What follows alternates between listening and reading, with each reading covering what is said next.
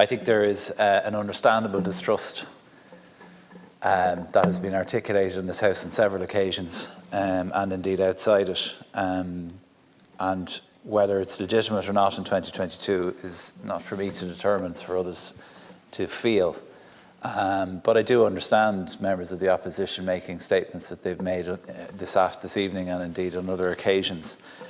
The bottom line for me, though, is what the Minister has said, and Deputy Cullinan, you're right, it's not new. It has been said many, many times, and I don't think it's going to change.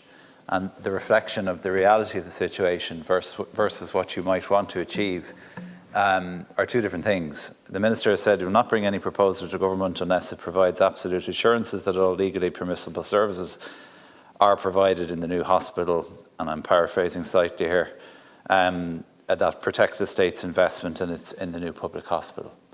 And to be honest with you, if you remove a religious institution or a religious order from the ownership of the site, the entire debate becomes moot. And I think that that is a fundamental as part of this. Would I prefer that the site was owned by the state? Yes, of course I would. I don't think any of us have any difficulties with saying that. But the reality of the situation is that if this legal framework that the Minister will be bringing forward to Cabinet satisfies the requirements that he has set out, then I'm satisfied. And the only thing that I'm interested in for the rest of this debate goes back to what Deputy Smith has quite rightly pointed out, that the service be provided, that there be no iconography associated with the owner of the land, and that the services provided within the hospital are compliant with the laws set out in this House, and indeed by the medical profession itself. And that's really all that has interested me throughout this debate, even going back to 2010 and 11 when we were talking about whether it should be located at some other hospital or another facility being located elsewhere. You know, all of these discussions really are moot, and the most important point is that the services are co-located in order to provide the best possible medical care to all of those who wish to avail of it in the future. And I do think that the development of this hospital is a critical step in bringing women and girls healthcare in Ireland into the 21st century, and it'll be one of the most significant infrastructural investments in women's healthcare in the history of the state. I believe that the debate about the hospital has been often misdirected, and at worst, I believe that the narrative has been deliberately misleading by members of this House and indeed members of the public.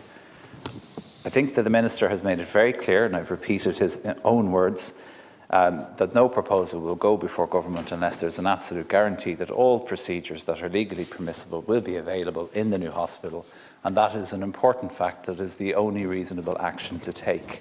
The question of whether it will be provided to the Lying Committee is a matter for government. It will be very unusual. I think, Deputy Cullinan, you might understand or accept that point, but that is a matter ultimately for the Minister and for the Cabinet.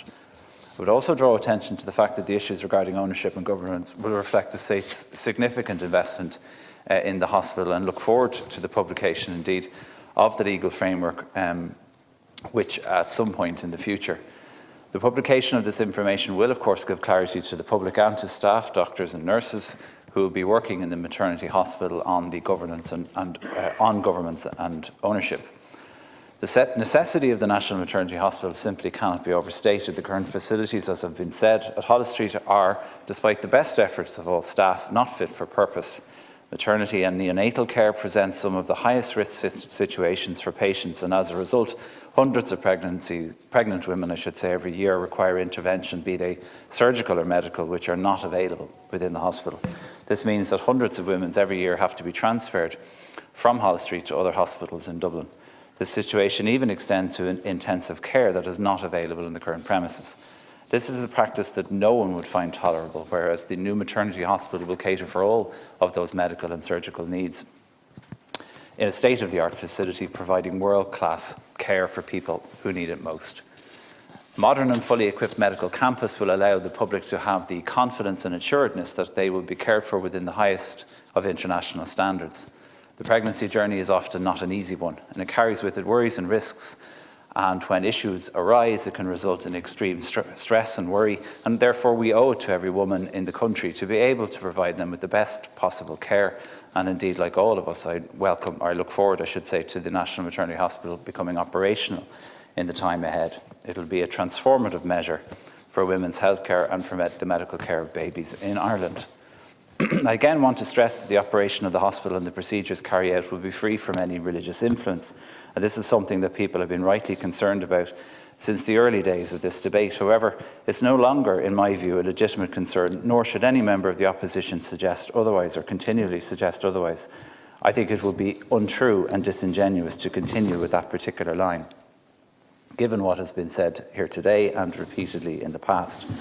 The Sisters of Charity will have no role in the governance of the National Maternity Hospital, and in May, indeed, they announced their decision to end their involvement. In May 2017, I should say, they announced their intention to end involvement with the hospital and transfer their shareholding to what is called the St Vincent's Healthcare Group, to a new company called St Vincent's Holdings, which is a charitable not-for-profit. Since 2017, they've not been involved in the functions nor operations of the holding firm and have resigned from the board in the same year. I think it's also important to note, as the Minister has brought to the attention of the House, that clinicians have publicly and vocally supported the government's position with regard to this hospital, and they have also highlighted the misleading and ill-informed narrative that has surrounded this debate. In February, as the Minister has outlined, 52 doctors wrote to senior government ministers urging them to press ahead with the vital project, saying misinformation over the site's ownership was risked derailing the project.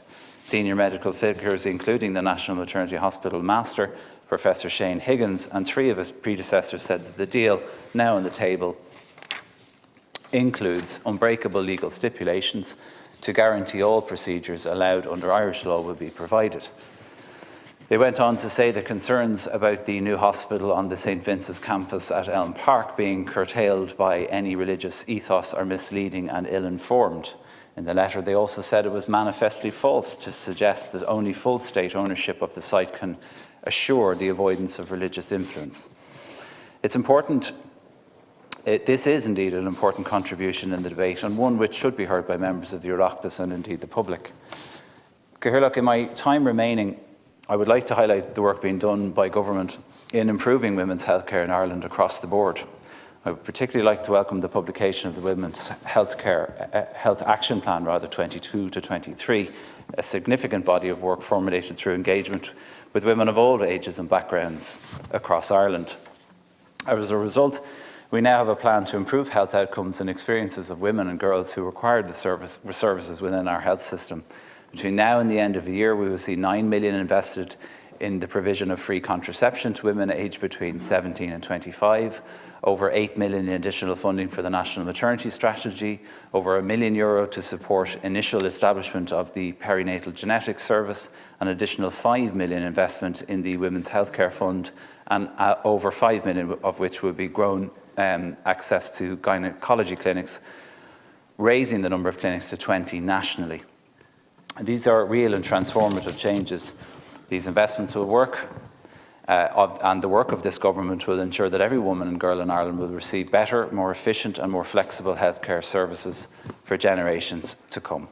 And I think that this goal we should all be committed to, and one which I believe we can achieve. Thank you, Cathaoirleach.